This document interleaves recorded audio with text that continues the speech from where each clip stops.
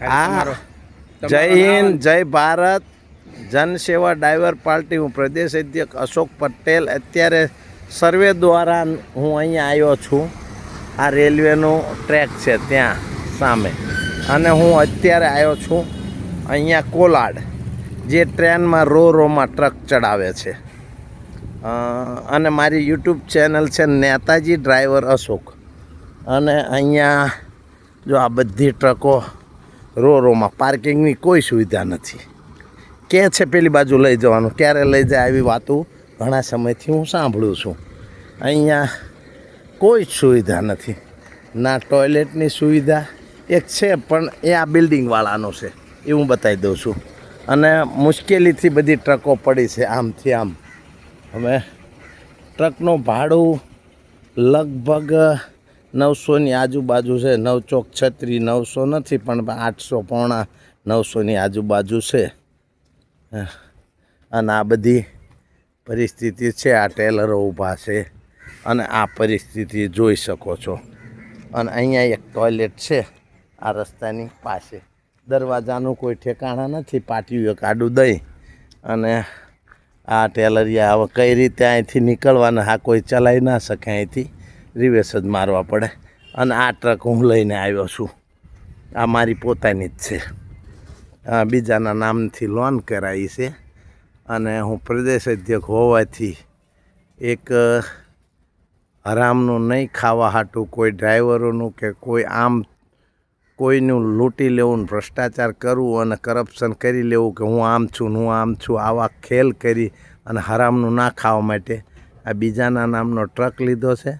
જે કોઈ ઇન્કમ આવે એનું EMI ભરું અને ઘર ચલાવું. અને કોઈ પાસે કંઈ લેતો નથી. હું કોઈને કંઈ બહુ જાહેરાત નથી કરતો, કારણ કે આ કોઈ એકતા સુધારવાનું નથી. ડ્રાઈવર એકતાને બધી વાર્તાયું છે, એ લોક છે એટલે તમે ત્યાં મૂકી નહીં શકો, ટીંગાડી દો ત્યાં.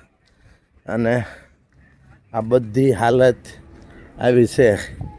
ગાડીમાં તો જૂની ગાડી લીધી હતી, પણ ખાસો ખર્ચો કરી નાખ્યો છે. ઘણું બધું 80% બધું પૂરું થઈ ગયું, સારું થઈ ગયું.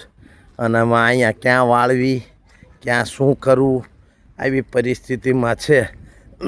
બીજી હવે ટ્રકો અહીંયા આવે એવી નથી. ઘણી ટ્રકો રોડે પડી છે. આ એક અમદાવાદની ટ્રક આવી છે અત્યારે. કોઈ ઓળખીતા ભાઈ કે એક ભાઈ કીધું કે આપણા મિત્ર આવી રહ્યા છે. અને અહીંયા જો વાળવાની પરિસ્થિતિ નથી. 2 ટ્રક અહીંયા પડ્યા, મુશ્કેલથી વાળ્યું છે. અને આ થોડું સૂકું થયું છે એટલે આટલું વળી શક્યું છે, નહીંતર વળે પણ નહીં. અને આ મેટલો નાખે છે ને આ મેટલ એટલે ટાયર ફાડી નાખે હો ભાઈ. હા, અને ઘણું બધું મોટું પાર્કિંગ છે, પણ જગ્યાની કોઈ અભાવ નથી. બહુ જ જગ્યા છે, પણ કંઈ. અને સામે અહીંયાથી ત્યાં કાંટો કરે છે, આ પેલી બાજુ કાંટો કરે છે.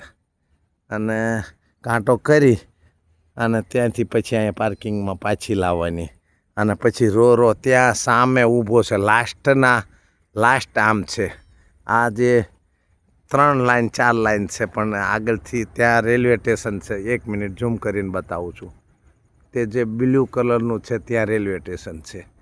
તે આમ રોડ છે પેલી બાજુ. ત્યાંથી રોડથી કોલાડ ગામ છે. કોલાડથી 1-1.5 કિલોમીટર મહારાષ્ટ્ર મુંબઈથી ત્યાં સ્ટેશન છે રેલવેનું. અને આ 1 કિલોમીટરની ડિસ્ટન્સની અંદર આ પાર્કિંગ છે લેફ્ટ સાઈડમાં. આમ કોલાડ, આમ બોમ્બે બાજુથી આવો તો અત્યારે તમે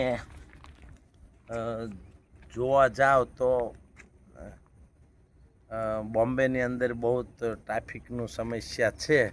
એટલે બને ત્યાં સુધી તમે અહીંયા આવવામાં ઘણી મુશ્કેલીઓ પડે છે. તો આ બાજુ આવતા પહેલાં જરા તપાસ કરી લેજો. મારા આ કપડાં નાઇટી કોઈ ડ્રેસથી એવું નથી હોતું. પ્રદેશ અધ્યક્ષ હોવાથી હું જનસેવા ડ્રાઈવર પાર્ટીનો પ્રદેશ અધ્યક્ષ છું. અને ભારત દેશની અંદર અનેક જગ્યા ઉપર હું ભાડાઓ લઈને જાઉં છું.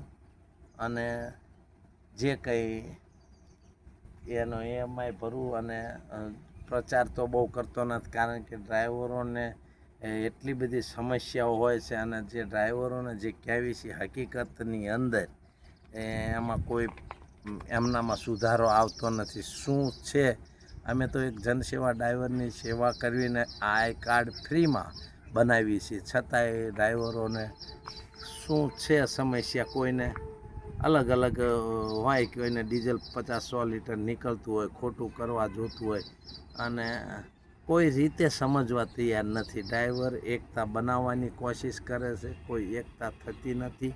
22 કરોડ દેશની અંદર જો ડ્રાઈવરો છે, આની સમસ્યા જો એક નહીં થાય તો ક્યારેય આનો ઉકેલ આવશે નહીં. અને ડ્રાઈવરો એક થાવ અને આપનું કાર્ડ જે જનસેવા ડ્રાઈવર પાર્ટીનું ફ્રીમાં બનાવો. જય હિન્દ, જય ભારત.